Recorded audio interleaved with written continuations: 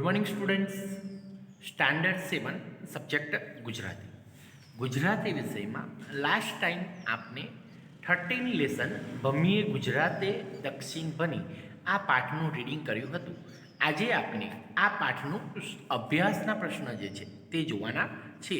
તો ચાલો આપણે તે જોઈએ. પહેલો પ્રશ્ન શું છે કે નીચેના પ્રશ્નના ઉત્તર માટે આપેલા વિકલ્પોમાંથી સાચો ઉત્તર શોધીને તેનો ક્રમ અક્ષર પ્રશ્ન સામેના ખાનામાં લખો. MCQ છે.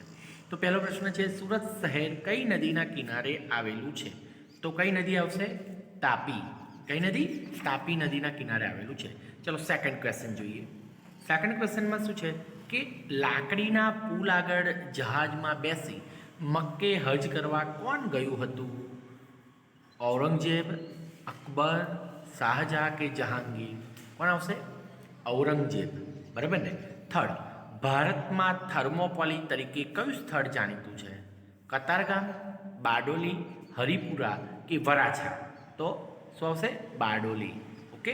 ફોર, ભીલ રાજાઓની મોહલાત જોવા ક્યાં જવું પડે?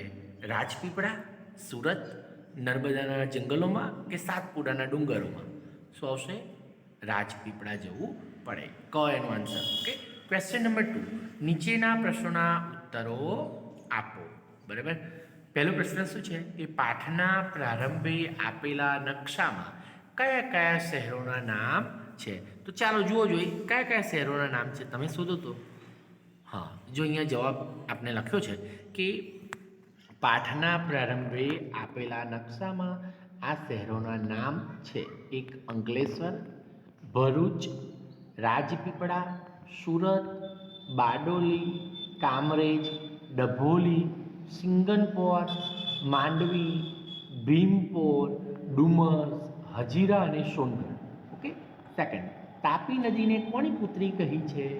તો એનો જવાબ આવશે તાપી નદીને સૂર્યની પુત્રી કહી છે. ઓકે.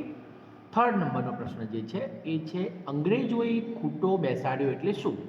તો એનો જવાબ આવશે અંગ્રેજોએ ખૂંટો બેસાડ્યો એટલે અંગ્રેજોએ પાયો નાખ્યો, થાનું નાખ્યું, એવો પણ એનો અર્થ થાય. ફોર, અકબરે કયા પડાવ નાખ્યો હતો? તો અકબરે તાપી નદીને કાંઠે આવેલા કિલ્લા પાસે પડાવ નાખ્યો હતો. ફિફ્થ પ્રશ્ન છે, એમાં શું પ્રશ્ન છે કે સુરત શહેરમાં કઈ કઈ પરદેશી જાતિઓ આવેલી? તો સુરત શહેરમાં ફિરંગી, અંગ્રેજ, વલંદા, ડચ, ફ્રેન્ચ, મોગલ વગેરે જાતિઓ આવી હતી. બરાબર. તો આ પ્રશ્ન અભ્યાસના પ્રશ્નો અહીંયા પૂરા થાય છે. ત્યારબાદ સ્વાધ્યાયના પ્રશ્નો છે. એમાં પહેલો પ્રશ્ન શું છે કે નીચેના પ્રશ્નોના ઉત્તર લખો. તો એ પ્રશ્નના ઉત્તરોમાં શું છે કે આ પાઠમાં આવતી કાવ્ય પંક્તિઓ લખવાની છે. તો કાવ્ય પંક્તિઓ કઈ કઈ છે? પહેલી પંક્તિ આવે છે કે આ પાઠમાં આવતી કાવ્ય પંક્તિઓ નીચે મુજબ છે. મોજ શોખને ખાણી પીણી સૌથી પહેલા જ લેસનમાં આવે છે. બરાબર ને?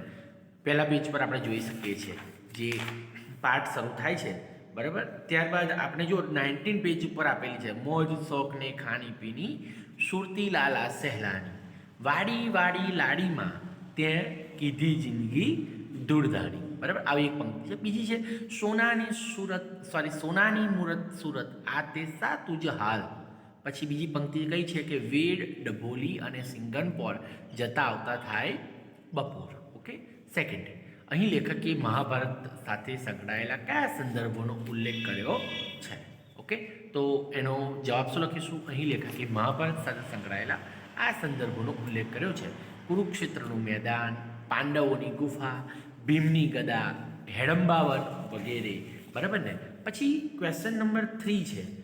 તો એ 3 ક્વેશ્ચનમાં શું કહે છે કે આ પાઠમાં લેખકે નર્મદા નદી માટે કયા વિશેષણો વાપર્યા છે? તે શું સૂચવે છે? તો આપણે આ પ્રશ્નનો જવાબ લખવાનો નથી. પછી 4માં શું કહે કે આ પાઠમાંથી ઉદ્ગારવાચક વાક્ય 5 શોધીને લખવાના છે. તમારી જાતે તમારે લખવાના છે. આ પાઠમાં આવતી 2 કહેવતો. તો આપણી સ્વાધ્યાયના પ્રશ્નોમાં ક્વેશ્ચન જે 1 છે એમાં આપણે 1 અને 2 જ લખવાનું છે. ત્યારબાદ આપણે જોઈશું તો અહીં આપણને ક્વેશ્ચન નંબર 2 આપ્યું છે બંધ બેસતા જોડકા જોડો. બરાબર. તો આ બંધ બેસતા જોડકા જોડવા માટે શું કરીશું? બરાબર. કેવી રીતે આપણે જોડી શકીએ? સૂર્યની પુત્રી તો કોણ આવશે? તાપી. પછી ખારવા ખલાસી માટે જગમસૂર શું છે તો તમારે જાતે લેસન વાંચીને શોધવાનું છે. બરાબર. પછી ભારતનું થર્મોપોલી શું છે, ભાઈ ભૂતિયા ટેકરા માટે જાણીતું સ્થળ કયું છે, બરાબર. આ જાતે તમે એક્સરસાઇઝ કરજો, બરાબર. મેચ ધ ફોલોઈંગ વાળી જોડકા જોડો. ઓકે, આપણે આગળ જઈએ.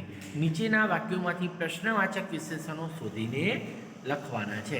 પહેલું જે આપણને છે કે નર્મદા મૈયા ગુજરાતે પધારતા કેવી જાજવલ્યવાન બને છે. તો અહીં શું આવશે, કેવી પ્રશ્નવાચક વિશેષણ છે. પછી તમે અમારા માટે કેવી જલેબી લાવ્યા છો, તો ત્યાં પણ કેવી છે. પછી સોનગઢના જંગલોમાં કયા કયા વૃક્ષો છે, તો એ કયા કયા શબ્દ એ પ્રશ્નવાચક વિશેષણ કહેવાય. કુરુક્ષેત્રના મેદાનને શું માનવું, તો શું એ શબ્દ જે છે એ પ્રશ્નવાચક વિશેષણ ગણી શકાય. આગળ ક્વેશ્ચન નંબર 4 છે, તમારી શાળામાંથી પાવાગઢના પ્રવાસનું આયોજન થયું છે.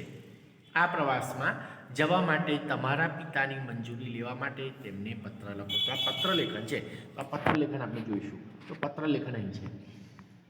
ચાલો ટોપિક લખી લીધો. તમારી શાળામાંથી પાવાગઢના પ્રવાસનું આયોજન થયું છે. આ પ્રવાસમાં જવા માટે તમારા પિતાની મંજૂરી લેવા માટે તેમને પત્ર લખો. તો જો અહીં પત્ર લખ્યો છે. પહેલું કોને પત્ર લખ્યો છે, તો ઉદય પટેલ. કોને લખ્યો છે, ઉદય પટેલ. એનું એડ્રેસ અહીં આપી દીધું છે.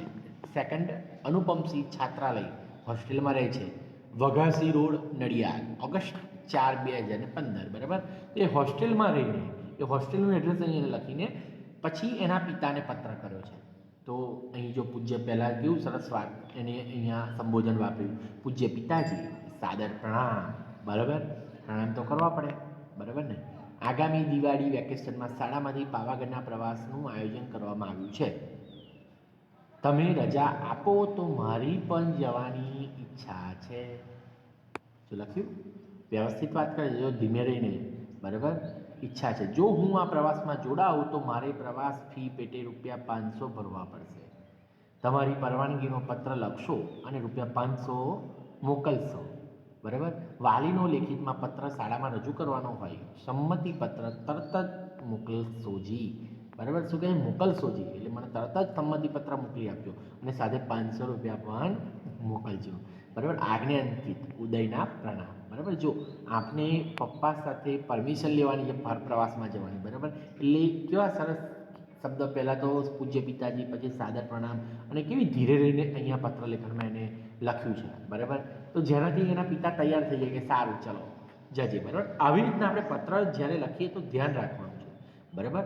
વ્યવસ્થિત વાક્ય રચના પણ જોવી પડશે, કયું સંબોધન કરવું પડશે એ ધ્યાન રાખીને પછી પત્ર લખવાનું છે. તો આવું પત્રલેખન છે, તમે નોટબુકમાં નોંધ કરજો, એટલે નોટબુકમાં લખી લેજો પત્રલેખન, અને સાથે અભ્યાસના પ્રશ્નો મેં જે સમજાવ્યા છે તે, અને પછી સ્વાધ્યાયના પ્રશ્નોમાં પ્રશ્ન 1, 2, પછી જોડકા જોડવાના છે તમારી જાતે. ક્વેશ્ચન નંબર 3 કમ્પ્લીટ આપણે કર્યો છે, અને આ પત્રલેખન, આ બધું જ નોટબુકમાં તમે સુંદર અક્ષરે લખી લેજો.